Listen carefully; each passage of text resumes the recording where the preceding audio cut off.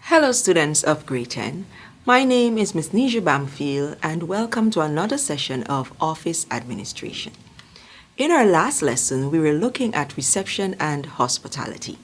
In today's lessons, we will be continuing on that note. However, we will be focusing on the contribution of the reception desk.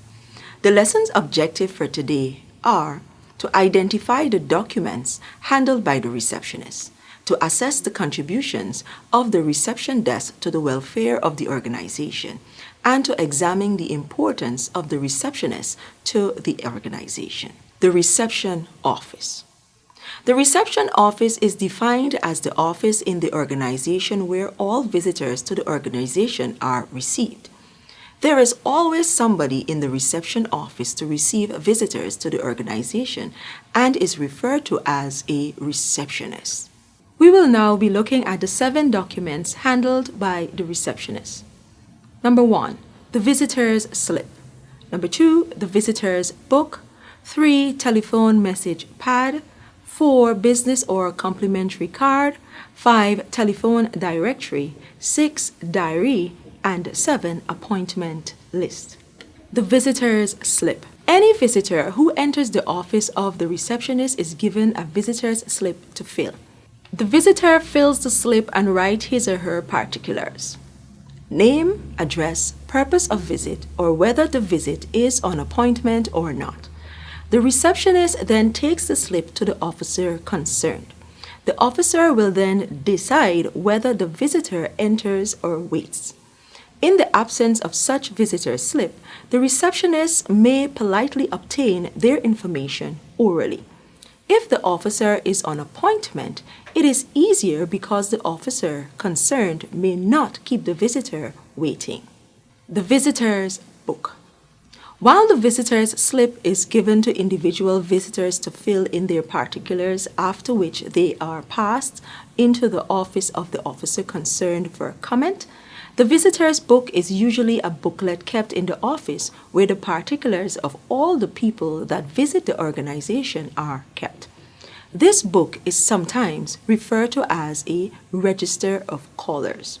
It contains the following information: name and address of visitors and time of visit, telephone number of visitors, the officer visited and the purpose of visit, time of departure and the signature of visitor. Telephone message pad.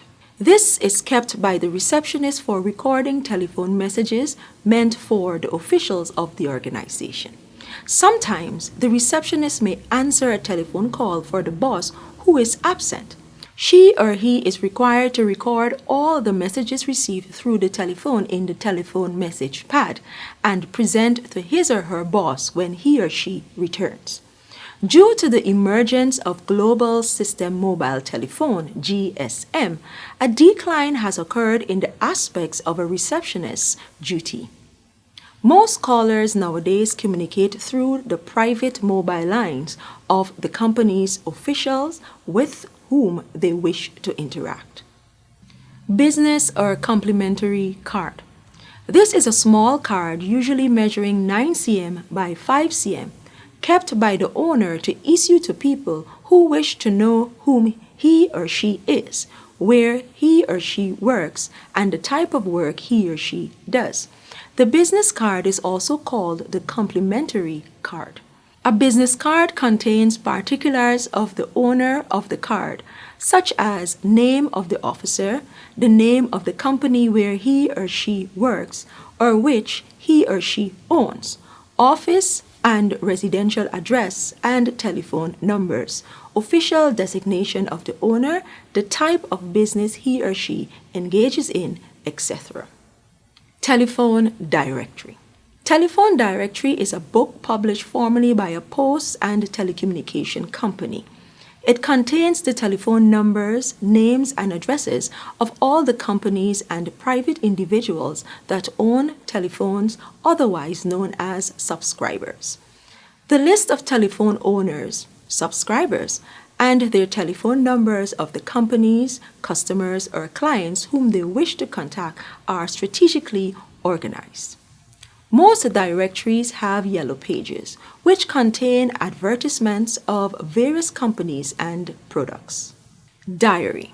The diary is a book used by the receptionist to record daily events, including appointments kept on behalf of his or her boss and/or other officers of the company. The diary is consciously and carefully arranged, containing all the days and months of the year in chronological order. This arrangement makes it easier for the receptionist to use it for recording and for locating information recorded immediately. Additional slots found in most diaries include names, telephone and address of important hotels and guest houses, addresses of embassies, countries and their capitals also, maps showing important air and railway routes, etc. Appointment list. This is a document kept by the receptionist for keeping the list of people who are on appointment with the company. This helps the receptionist to know at a glance the callers that may be expected for each day and the time they are scheduled. Moreover, having known about these callers, he or she is in a better position to remind his or her boss of the appointment and, if necessary, other officers concerned. Question. The reception desk is of great importance as it is typically the something of the organization. A. Brand. B. Contact point. C. Face. D. Goodwill.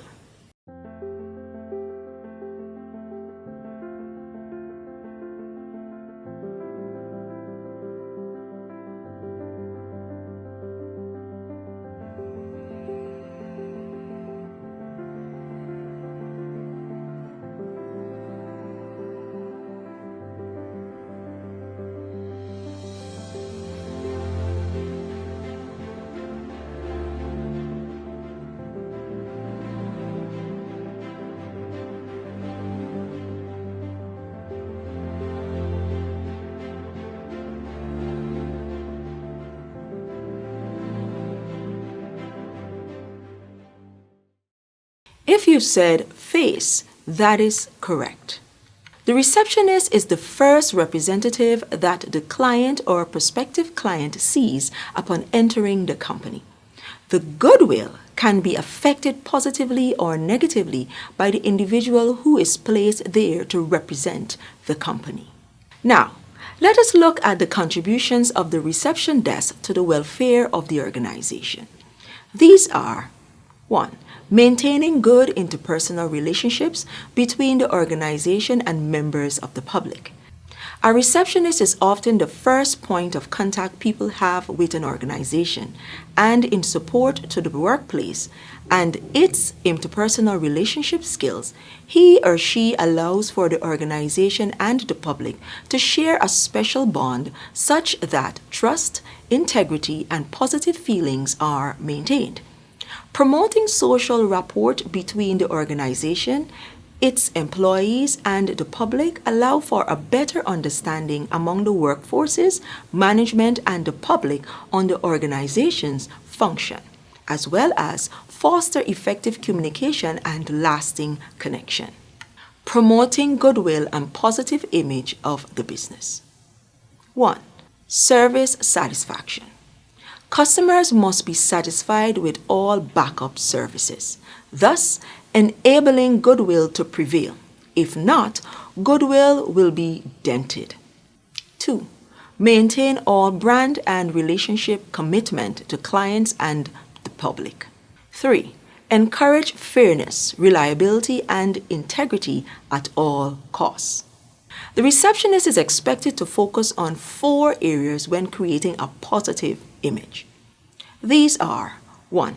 Share the activities the organization is using to enhance work-life balance. 2.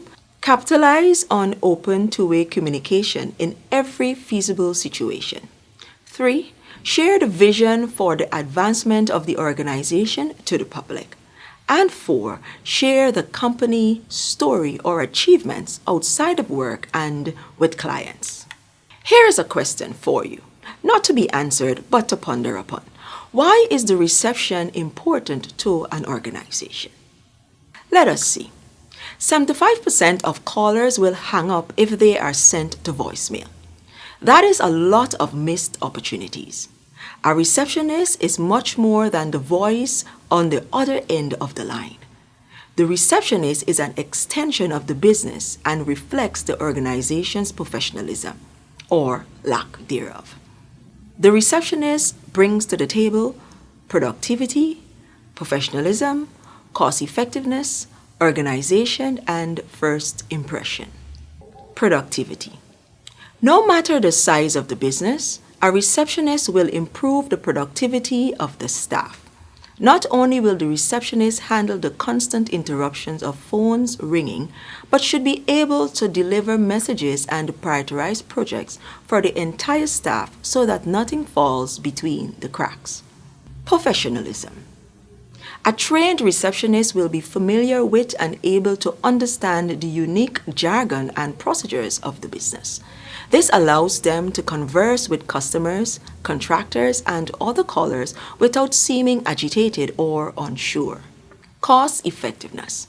Hiring staff is one of the biggest expenses for most small and medium businesses. Salaries, benefits, equipment, and other related expenses can add up to a big yearly spend. Depending on the company's call volume, the company may want to consider a live answering service, which provides a professional off-site receptionist that is trained in the organization's specific business. Organization. A business owner has a lot on his or her plate. It is impossible to juggle daily tasks with the duties of a receptionist all on his or her own. A receptionist eliminates phone interruptions, prioritizes each call, and can present an organized overview of every interaction conducted. First impressions. The company receptionist is usually the first representative customers interact with, which makes them hugely important. The owner answering the phone when people call the business number can be discouraging and may signal that operations are on a very small scale. A receptionist projects an image of a well-oiled machine. Question. Which statement is incorrect about the receptionist? A. The receptionist is the first point of contact that internal and external contacts meet. B. The receptionist's duty is to greet and correctly direct external clients. C. The receptionist at all together times must effectively manage and maintain the reception desk.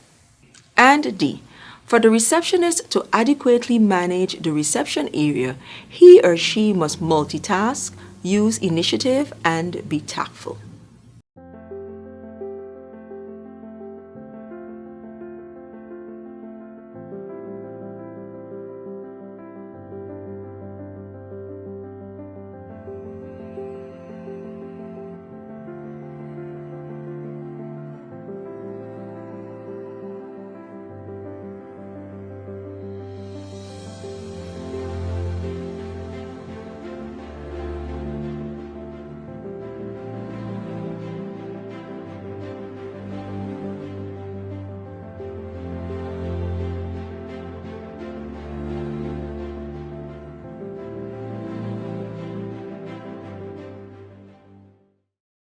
If you've indicated B, that is correct.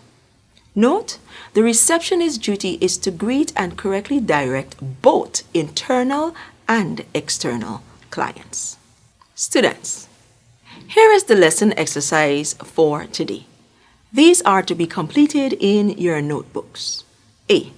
In no more than 35 words each, explain the use or function of the list of items below found in a reception office. 1. A computer. 2. Copier, fax, or printer. 3. Telephone. 4. Postage meter. 5. Webcam or digital camera. And B. In no more than 20 words each, list and explain 3 differences between a front desk and receptionist. C. The receptionist is sometimes tasked with making and canceling appointments. 1.